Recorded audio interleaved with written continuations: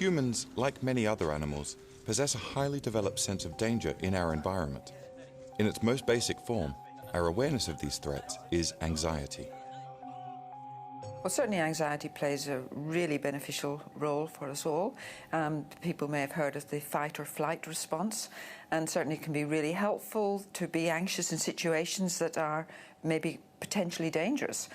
So anxiety can be very helpful for us all.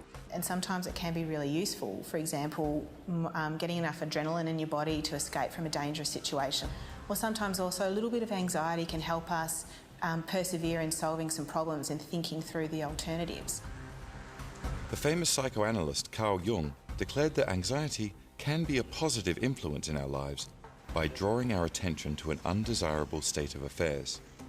However, Jung may not have predicted how complex these affairs would become by the 21st century. Between 3 and 5% of the global adult population will experience a diagnosed anxiety disorder at some stage in their life. Humans weren't really made to live the way we do now, in huge high-rise blocks of flats with people hanging over their shoulders and surrounded by all this noise and things. So life makes us anxious. There's so much more to do these days, there's so much more to keep up with. Globally, the rise in anxiety disorders can partly be explained by the speed at which we live our lives, but it's also due to greater awareness and better diagnosis of symptoms. The difficulty for many people is understanding when everyday anxieties become something far more destructive.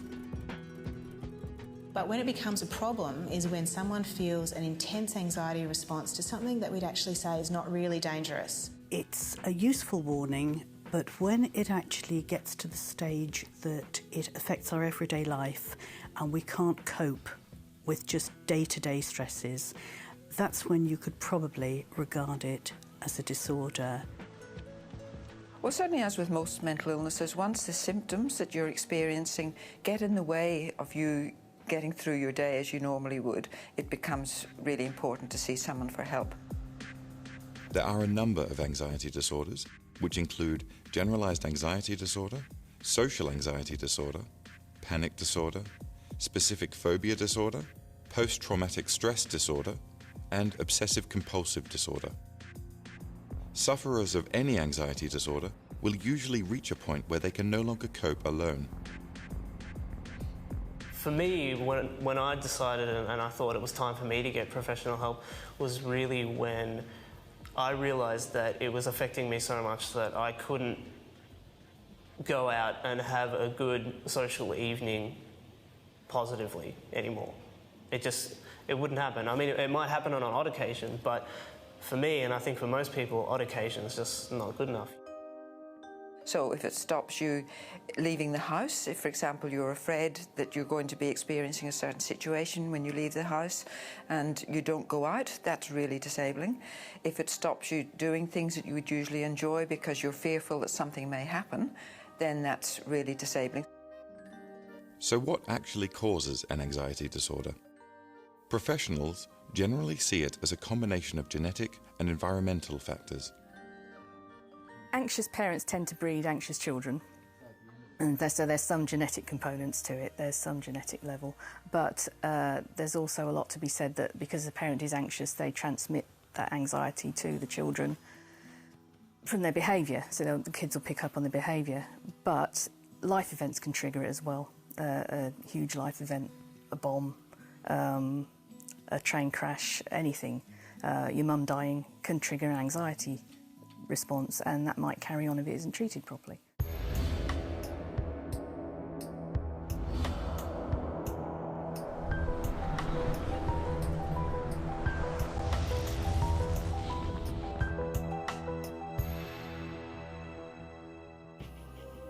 Worrying is part of being human. However, the extent to which we worry or feel anxious isn't always in balance with what's actually happening in our lives. Generalized anxiety disorder, or GAD, is a form of anxiety where the sufferer is plagued by a sense of worry or dread, often resulting in a number of physical side effects. Well, certainly if someone's experienced a general anxiety disorder, they will be feeling fearful most of the time. They'll be worrying about things that may or may not happen. They may feel breathless at times. They may feel they sweat a lot just with the fear and worry of certain situations. They may not want to talk with people, and it can be really very disabling. I would kind of go into a bit of a sweat, like just a compulsive kind of a cold sweat. And as well as that, your mood just totally, it kind of amps up like you're having a panic and you're freaking out, and then it just plummets. And once it plummets, it became really difficult to get out of that. You're kind of just stuck in this dip where you don't want to do whatever you were doing. You can't concentrate on anything anymore. It's just, there's nothing but flat line, and you just want to sit by yourself, and that was it. GAD is diagnosed when a person feels anxious on most days for a period of 6 months or more. The most common treatment for the disorder is cognitive behaviour therapy. Cognitive behaviour therapy, or CBT, is a treatment that involves looking at some of the unhelpful thoughts that people have and some of the behaviours that they engage in that might actually contribute to the experience of anxiety.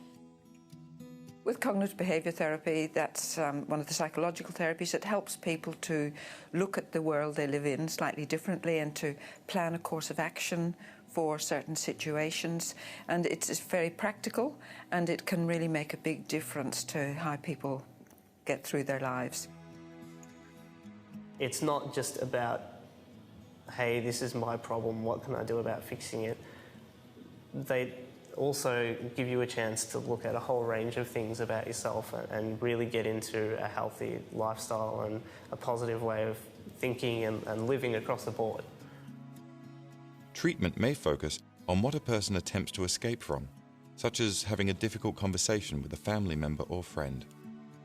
The hallmarks of an anxiety disorder is that people tend to avoid the situation or the object which they fear, and because of that, they're not actually sure whether they can cope with coming into contact with that situation. They've never tested themselves because they avoid it.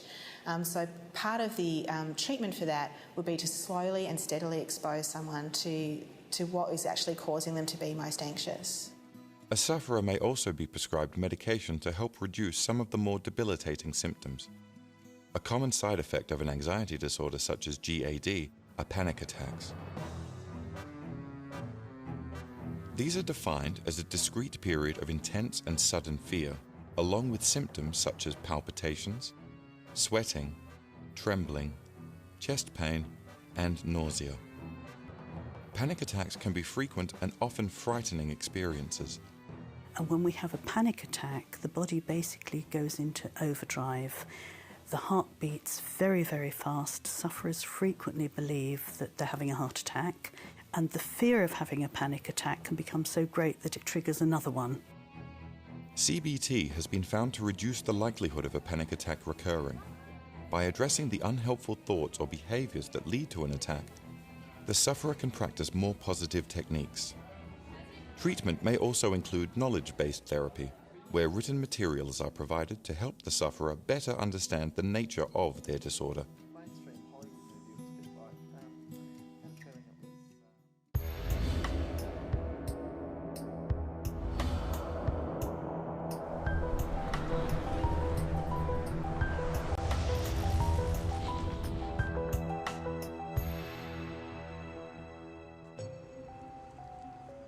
Post-traumatic stress disorder, or PTSD, is a type of anxiety disorder where a person experiences major emotional shock following a stressful or frightening event.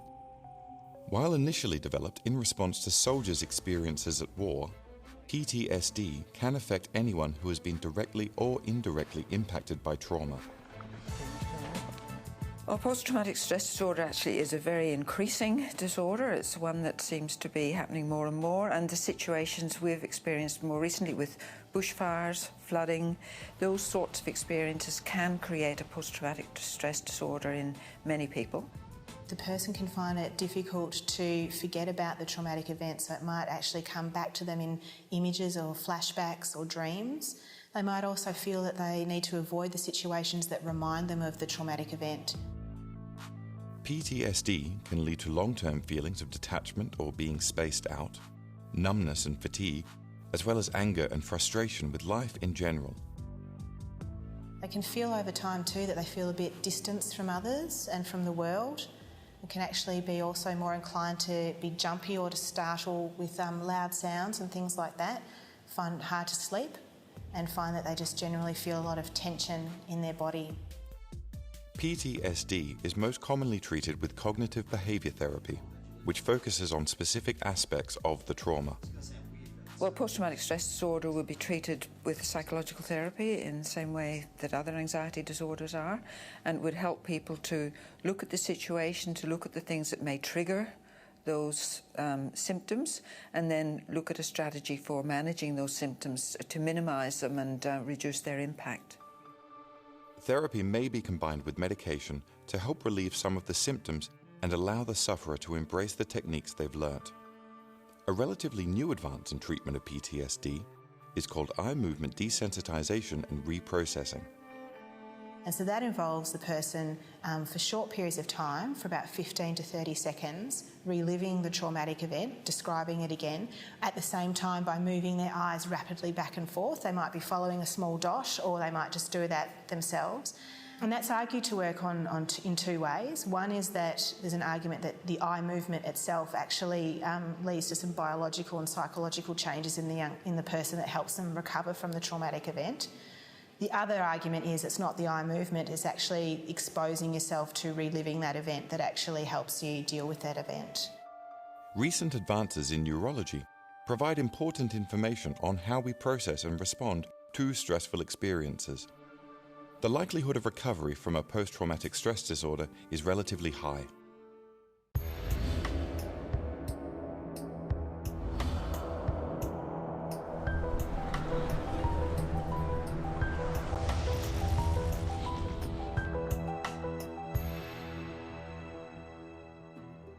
We're all probably guilty of obsessing over certain parts of our life.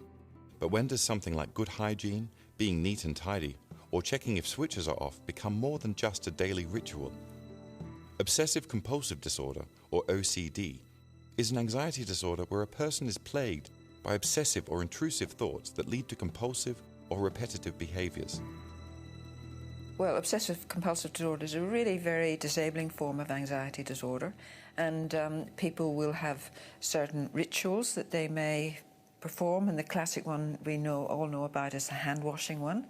What's lesser known about would be the compulsions that people can experience, which are thoughts that they have that will compel them to do certain things, and people may have thoughts that keep going round and round in their head that interfere with them thinking other things, if you like, and stop them getting on with their everyday life.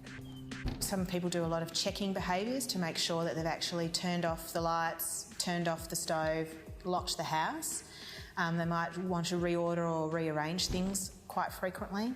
And also some people engage in hoarding behaviours as well. So they collect a lot of newspapers or books to sometimes when it gets to dangerous levels where there's actually no room to move around the house. Although the sufferer is usually aware their behaviour doesn't correspond with reality, they're still compelled to carry out the act to ease the anxiety. While OCD is usually associated with domestic duties, some obsessions can be far more destructive. These include intrusive images of committing violent or sexual acts towards family, friends, strangers, and even children. So the obsessions tend to be intrusive thoughts that appear in a person's mind. They feel like they've got little control over them, and they feel like they can't actually stop these thoughts. Another form of anxiety disorder is called specific phobia. This occurs when a person is exposed to or escapes from a specific feared situation or object, which results in intense feelings of anxiety. And the way that it affects a person is that their functioning gets really impaired because they can't do the things that they'd normally want to do because they need to do whatever they can to avoid this situation. Some of the more common phobias people suffer are claustrophobia, acrophobia, mysophobia, necrophobia, and even the fear of phobia itself, phobophobia. As with OCD, specific phobia is best treated with aspects of cognitive behaviour therapy. So we're looking at dealing with the unhelpful thoughts that people have, the thoughts around danger, around threat, around fear, and looking to try and adapt those and have more helpful thoughts. This includes a technique called exposure therapy. Slowly but surely, and with the help of a therapist, they are exposed to the things that they fear.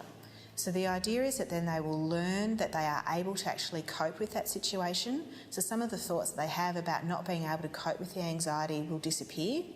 And also by not avoiding, then they actually can get a sense of mastery and feel a lot more in control as well.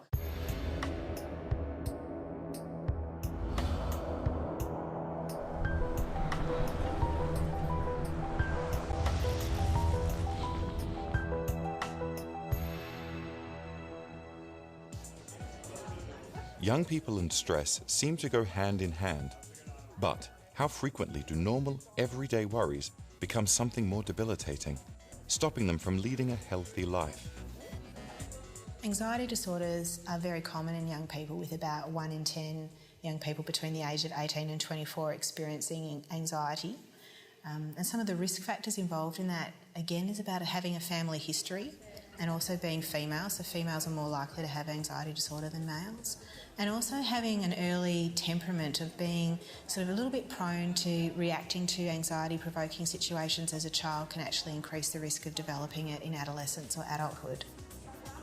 Urban environments in which many young people grow up have been identified as a cause of anxiety, including generalized anxiety disorder and panic disorder. I think probably because life has changed a lot and it is very much faster paced, probably quicker than they can cope with. Their systems aren't sufficiently mature. They probably have not been taught the survival strategies to deal with it. Young adolescents particularly, they're just starting to think about the world and their place in the world. They're more conscious of things that are happening around them. The media these days also is very ready to tell us about things we should be worrying about.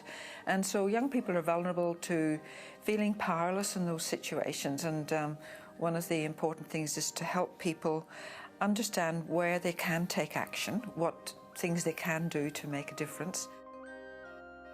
You're in your most significant period of change during those mid-teen years. There's nothing saying, hey, this is part of life. And it is, and that's the thing. It's part of life, but it's a part of life that can be managed in a really simple way, as opposed to the way that everyone from my generation is going to grow up with it, just because we didn't know. A sense of powerlessness or feeling completely overwhelmed can lead many young sufferers to avoid professional help and instead cope by self-medicating. Well, certainly one of the things we want to protect young people from is to self-treating these conditions, and one of the classic ways is that people will often use alcohol or other drugs to manage their anxiety or their depression, because in the long term that certainly will not be helpful. The idea from young people is definitely that going to see a psychologist or going to see a psychiatrist or getting counselling, that's for middle-aged marriage breakups. That's for the midlife crisis where you've been working a day job for 30, 40 years and all of a sudden you don't have work anymore. It's not for someone who's not comfortable going out with their friends anymore. It's not for someone who's experienced lots of losses in their life and they're not understanding how to manage that. But it is, and that's the thing. I'd say that they need to talk to somebody. Don't suffer in silence. Just talk to somebody you trust, teacher, parent, friend. If you trust your GP, go to your GP. They can help. They will help. And sometimes just talking to somebody actually helps to get rid of it. As far as my experiences goes, I think there's probably lots and lots and lots of young people that have got issues, and not so much issues that are intense issues that aren't manageable at all, but those issues can become really unmanageable if you let them go. Everyone probably knows someone who suffers from an anxiety disorder. How we support them is crucial. In terms of how someone might support someone as well with an anxiety disorder, it's about listening to them, about being patient with them, about not being dismissive and trying to tell them to stay calm, because it's just not that easy to do that, and really about encouraging and supporting them to seek help and because there really is a lot of effective treatments for anxiety disorders out there. Stigma continues to be an issue with mental health problems. For those who experience it, stigma can be a destructive influence during an already difficult period. To be honest, there probably are going to be some that are going to feel like that are genuinely going to believe this person's being silly for seeking out help. But your genuine friends and your true friends aren't going to be like that, and you're never going to be judged by those people.